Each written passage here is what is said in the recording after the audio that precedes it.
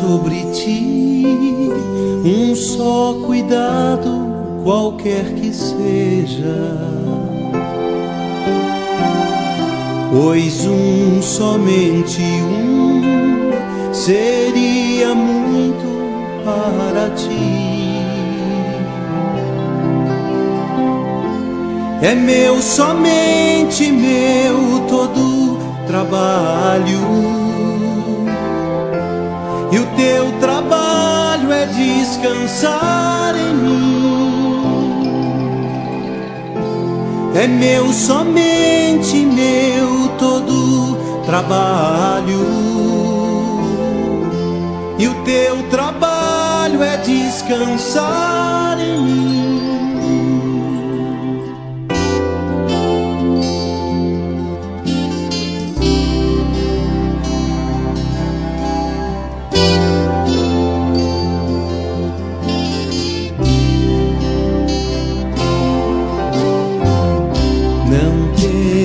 Quando enfim tiveres que tomar decisão,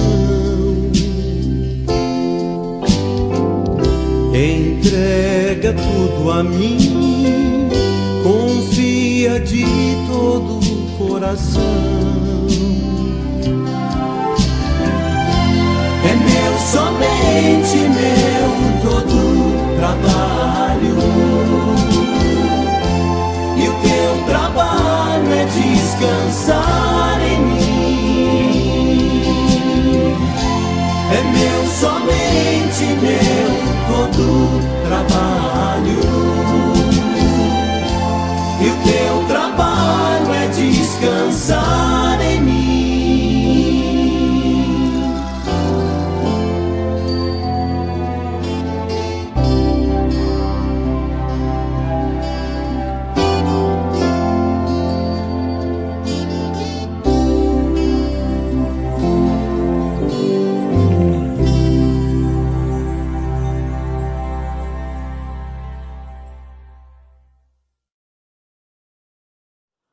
Olá, irmãos. Gostaria de estar compartilhando com vocês um devocional que está aqui em Filipenses.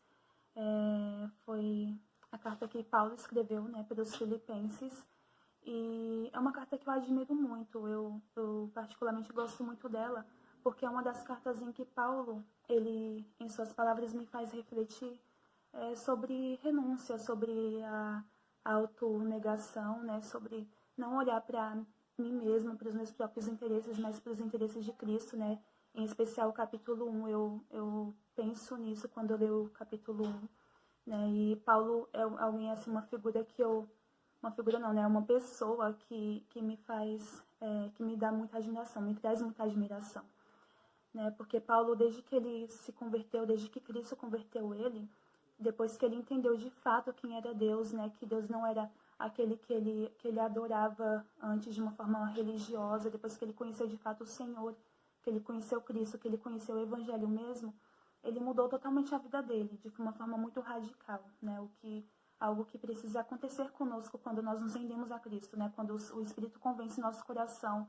tira as escamas que há nos nossos olhos e precisa haver essa mudança radical, essa transformação, tanto de mente, de coração, de rota, de vida, de tudo, E Paulo é alguém que a gente vê na Bíblia e a gente vê que isso aconteceu com Paulo de fato. Ele conheceu Cristo, o Senhor tirou as escamas dos olhos dele, E ele teve a sua vida totalmente transformada, Então, a vida de Paulo, a partir desse ponto da conversão dele, ele foi usado de uma forma muito especial por Deus, de uma forma muito grande na vida de não só dos irmãos daquela época, do contexto dele, como até hoje ele foi muito abençoado.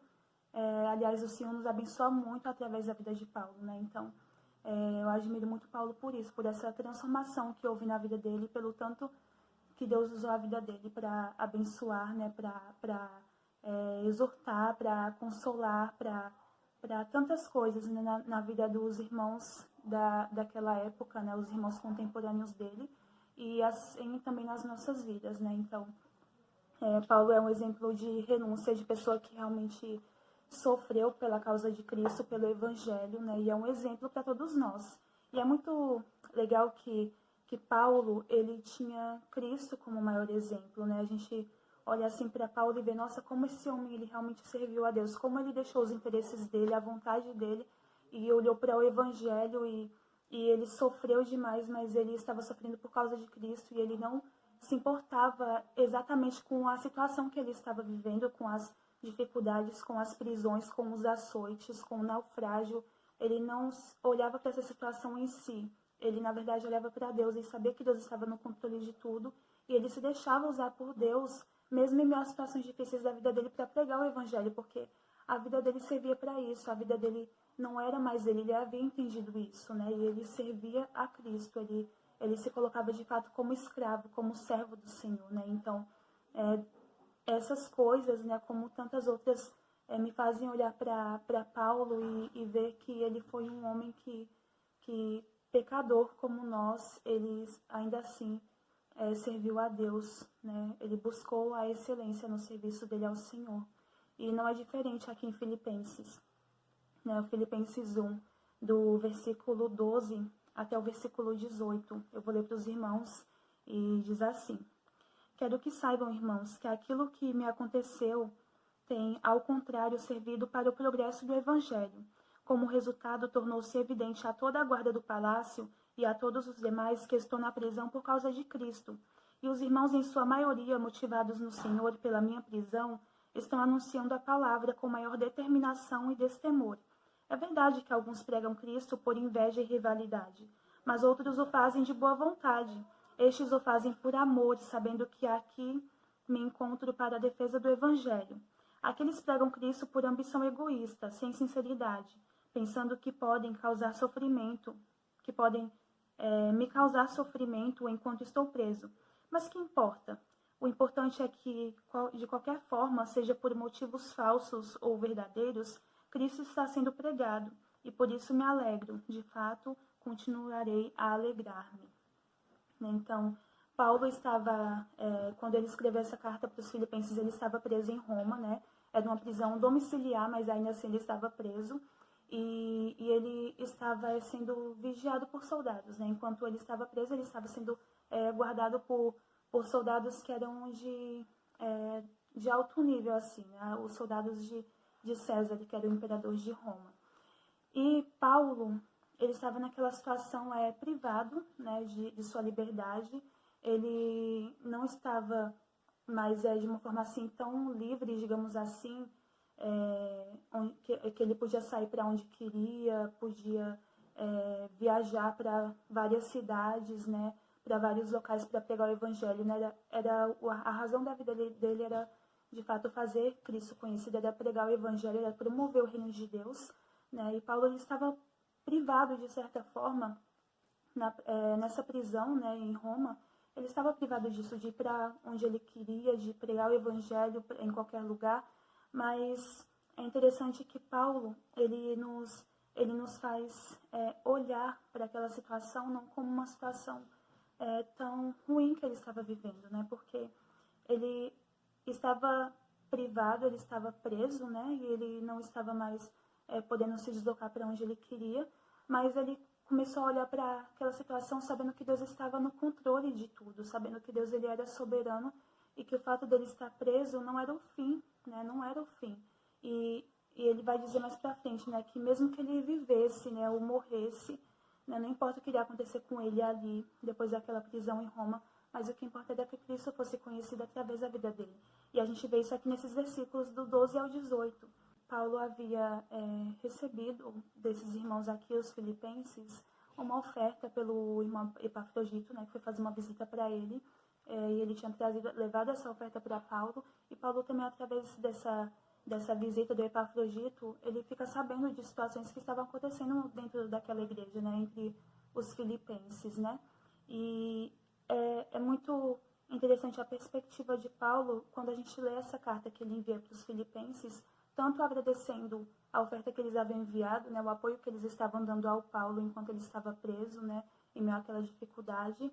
E a gente vê também que Paulo ele se preocupa com os irmãos a ponto de exortar os irmãos em algumas situações, né. Mas o que eu gostaria de trazer aqui é o como que Paulo, ele, mesmo estando passando por dificuldades, ele tinha um coração contente, né? Deus havia preservado no Paulo um coração contente, um coração humilde, um coração que, apesar das dificuldades, ele não olhava para aquilo em si, somente para aquilo, mas ele olhava para o que Deus estava fazendo ao redor dele, através daquela situação que ele estava. E também Deus estava usando ele naquela dificuldade, naquela situação, enquanto ele estava preso, né? Tanto que a gente vê aqui nas palavras de Paulo, né, que enquanto ele estava preso, né, como resultado daquilo, ele conseguiu pregar o evangelho para os guardas que estavam ali cuidando dele, que estavam de olho nele, né? Ele conseguiu aproveitar daquela oportunidade, né? Porque a gente vê que Paulo, ele aproveitava bem a oportunidade que Deus dava para ele. Ele não era alguém que perdia tempo, né? Que via uma oportunidade de pregar o evangelho e não fazia isso, né? Na verdade, ele aproveitava toda a oportunidade que ele tinha para pregar o evangelho. E não foi diferente ali enquanto ele estava preso. Ele pregava o evangelho também para aqueles soldados, né? Que estavam ali cuidando dele enquanto ele estava em prisão domiciliar, né? As pessoas que iam visitar ele também. Ele pregava o evangelho, né? Ele falava a respeito do reino de Deus. A gente vê lá que no final de Atos, né, no capítulo 28 de Atos, o Paulo ele ficou preso por 2 anos inteiros, ele ficou preso. Né? Então, aquele rodízio de soldados que estavam ali cuidando dele, ele não perdeu a oportunidade de pregar o evangelho. Né? E muito provavelmente alguns desses soldados se converteram com a pregação de Paulo, porque a gente vai ver isso no finalzinho da carta, no capítulo 4, né, quando ele diz, né, todos os santos lhes enviam saudações, especialmente os que estão no palácio de César. Então, é muito possível que alguns daqueles soldados para quem Paulo pregou o evangelho se converteram, se renderam a Cristo, né? Mesmo em meio àquela situação adversa, aquela situação difícil que ele estava passando. E também o Paulo ele olha para uma outra situação que Deus estava fazendo enquanto ele estava preso, né? Por conta de Paulo ali estar preso por causa do evangelho, né? Os irmãos que já estavam ali, cristãos, que já estavam em Roma antes de Paulo chegar, ficaram sabendo disso, ficaram sabendo o motivo de Paulo estar preso. E isso fez com que aqueles irmãos tivessem coragem também de pregar o evangelho, de saírem do conforto, de deixarem o medo, né? E começarem a pregar o reino de Deus, a pregar o evangelho onde eles estavam. Eles tiveram coragem de fazer isso, né? Porque eles pensaram, puxa, se ele está preso ali por causa do evangelho, por causa de Cristo, por que nós estamos aqui então sem fazer isso? Por que nós estamos deixando que o medo nos domine, em vez de nós pregarmos a palavra de Deus como ele também pregou e está sofrendo por isso? Então, o fato de Paulo estar ali preso por causa de Cristo, por causa do evangelho, porque ele estava fazendo aquilo que Deus havia ordenado que ele fizesse, né, para o qual ele foi incumbido, os irmãos tiveram também coragem para pregar o evangelho enquanto Paulo estava preso. Então, Paulo olhou para essa situação e pensou, olha o que Deus está fazendo, né? Através daquela situação difícil que Paulo estava vivendo, Deus estava Deus estava movendo corações através de Paulo, tanto dos soldados que estavam ouvindo o evangelho através dele, como dos irmãos que já estavam ali e que começaram a pregar também, a propagar o reino de Deus. E a visão de Paulo era justamente essa, que o evangelho fosse propagado, fosse espalhado, né? E aqui a gente vê também que haviam também alguns outros líderes, né, alguns outros no meio dos irmãos, né, que eram líderes também religiosos que estavam pregando também o evangelho, mas na verdade eles já estavam pregando com uma intenção errada, né? A intenção deles não era que Cristo fosse de fato conhecido, que pessoas fossem salvas, que pessoas fossem transformadas pelo Senhor, né, através que eles tivessem seus corações transformados pelo evangelho também, né? Na verdade, eles estavam ali depois que Paulo chegou e Paulo começou a pregar de uma forma diferente. Eles queriam, eles acabaram perdendo visibilidade. E aí, enquanto Paulo estava preso, eles começaram a pregar o evangelho, pregar mesmo, de uma forma mais assídua, né? Mas não para promover, de fato, o reino de Deus ali em Roma. Eles começaram a fazer isso, né, para que eles ganhassem novamente a visibilidade que eles já tinham. Mas como eles estavam pregando o evangelho de fato, né, mesmo que fosse com intenções erradas, né, para Paulo o importante, né, apesar da motivação errada dos irmãos, da motivação pecaminosa deles, para Paulo ele estava feliz porque o evangelho de Deus estava sendo pregado, né, porque Cristo estava sendo anunciado de fato, né, por mais que a motivação daqueles irmãos fosse pecaminosa, fosse errada a motivação deles, né. E o que a gente pensa, né, refletindo sobre a vida de Paulo, né? O que a gente toma como aplicação das nossas vidas, né? Alguém que falou para mim, o viver é Cristo e morrer é lucro. A gente vai ver mais pra frente do capítulo 1 que Paulo, ele queria estar com Cristo. Ele não sabia se daquela prisão que ele estava, ele iria sair vivo, ou iria poder visitar esses irmãos aqui, os filipenses, para quem ele estava enviando cartas, ou se ele iria sair dali morto, se ele iria, aquele já era o fim dele, o fim da sua vida. Né? Para ele queria estar com Cristo, para ele seria mais vantajoso, seria muito melhor que ele estivesse já com Cristo, que ele fosse logo levado, né, depois daquela prisão. Mas ele sabia, né, que se Deus queria usar ele ainda na vida daqueles irmãos filipenses, assim como também de outros irmãos, assim como pregar o evangelho a outras pessoas, ele sabia que se ele continuasse vivo, né, não seria por causa própria, não seria por ele mesmo, mas seria porque o Senhor ainda queria usar ele, porque o Senhor ainda queria usar ele no reino de Deus, né, ali na terra, ali onde ele estava, né, porque Deus ainda queria usar ele para pregar o evangelho, né, para promover o reino. E a gente vê assim em Paulo um desprendimento muito grande de si mesmo. A gente vê que ele não, a partir do momento em que o Senhor salvou ele, que o Senhor transformou a vida dele, o coração dele, né, depois que ele ganhou aquela visão nova de quem Deus era, né, de quem era Jesus, a partir daquele momento tudo mudou, a visão dele mudou, ele não estava mais preocupado com o seu conforto, ele não estava mais preocupado se ele estava sofrendo ou se ele estava bem, né, se ele passava por conflitos ou se ele estava em paz. Ele estava preocupado, na verdade, em pregar o evangelho, ele estava preocupado com a causa do Senhor dele, né, que é o nosso Senhor também. Ele estava preocupado em servir a Deus de forma excelente. Né. Quando a gente olha para a vida desse homem, né, que tinha Cristo como seu maior exemplo, assim como a gente vai ver aqui no capítulo 2, né, quando ele exorta os irmãos a serem como Cristo, que havia deixado a sua glória, que não havia se apegado ao fato de ele ser Deus, ele não se apegou a isso, mas ele deixou o que ele tinha no céu, ele deixou a sua glória, ele se humilhou ao máximo, se tornando humano como nós. Né? Para Paulo, Cristo era o maior exemplo de abnegação, de renúncia, né? De deixar tudo o que tinha para fazer a vontade de Deus. Né? Jesus era o maior exemplo de Paulo, e Jesus também tem que ser o nosso maior exemplo de renúncia, de não olhar somente para os nossos próprios interesses, para as nossas vontades, né?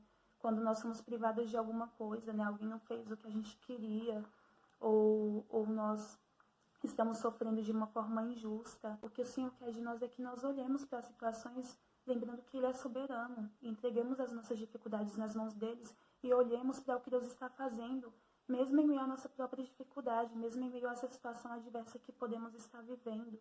Né? Precisamos pensar: o que Deus quer fazer através disso, na minha vida e também na vida de outros irmãos? O que o Senhor já está fazendo?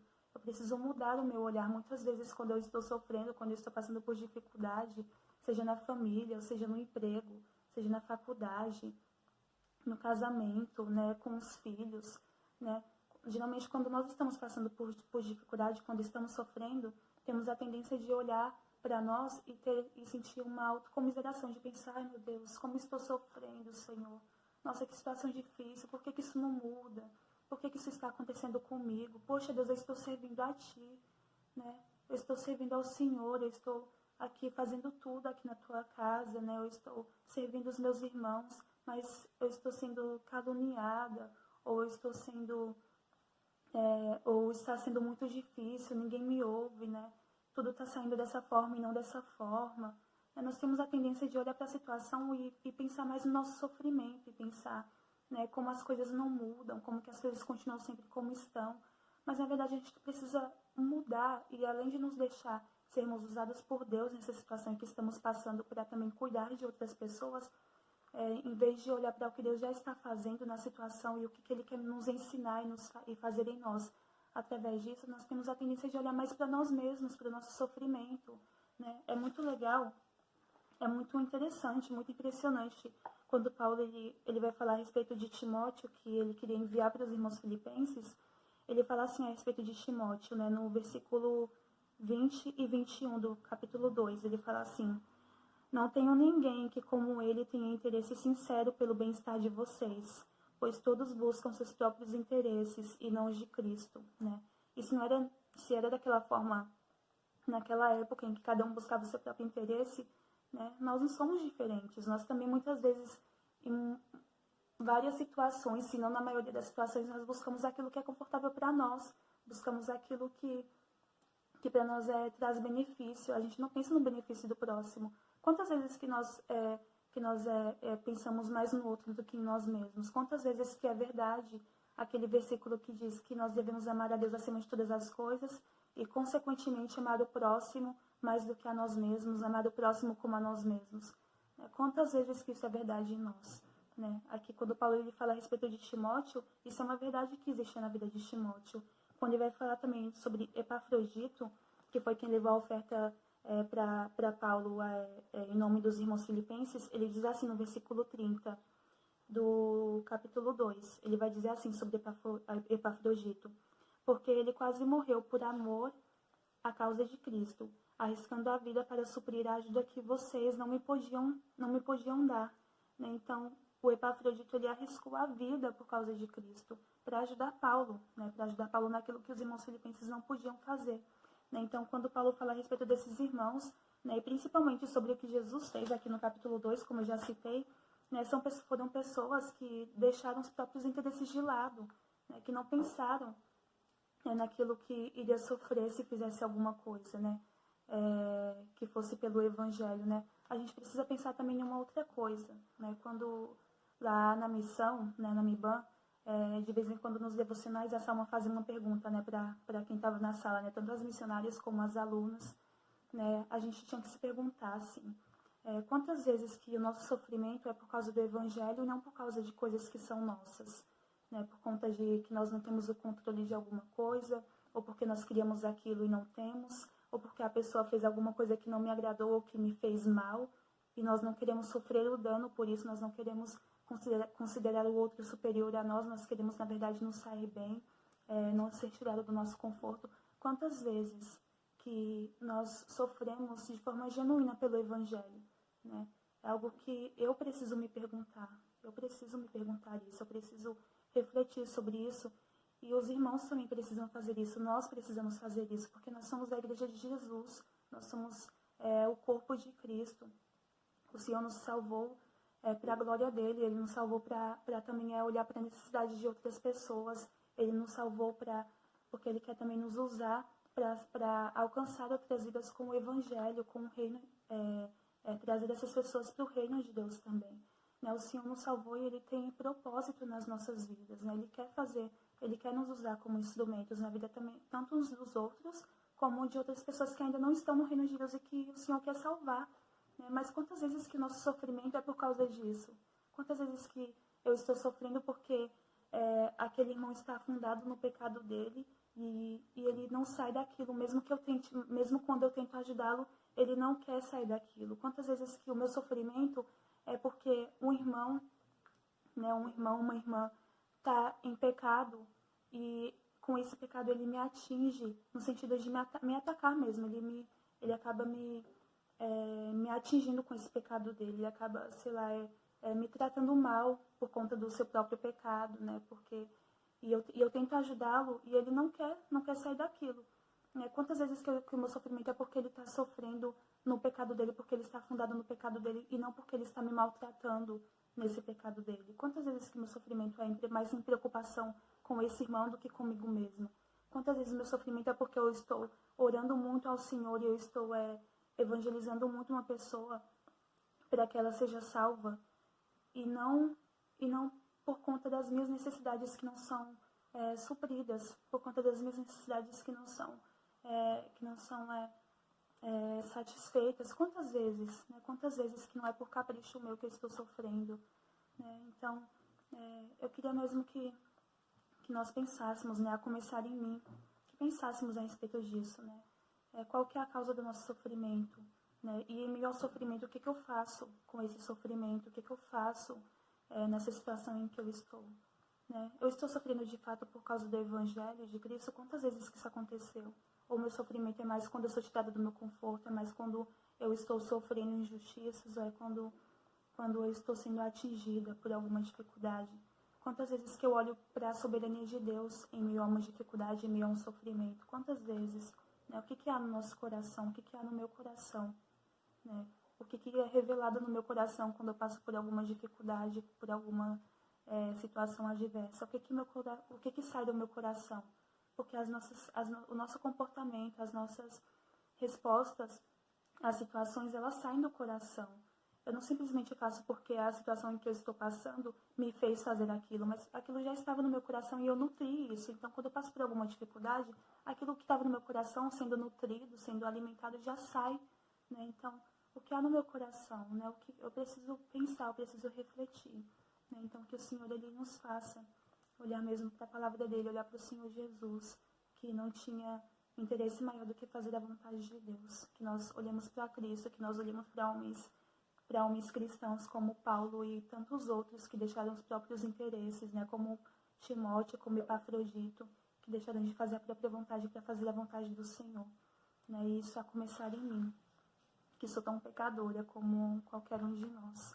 Que o Senhor nos ajude a praticar essa palavra, que o Senhor nos ajude a pedir para que o Espírito dele nos capacite mesmo para não olharmos mais para nós, primeiro, simplesmente só para nós, mas que Deus nos ajude a cumprir aquela palavra quando fala que nós precisamos, que nós devemos amar primeiro a Deus, acima de todas as coisas, com todas as nossas forças, com todo o nosso entendimento, e amarmos o nosso próximo como a nós mesmos, considerar o outro superior a nós mesmos. Que o Senhor nos ajude a praticar isso. Amém, irmãos? Que Deus abençoe cada um de nós e nos capacite mesmo para viver de acordo com a palavra dele, apesar de nós, apesar dos nossos pecados, apesar de vivermos em um mundo caído. Amém? Vamos orar então.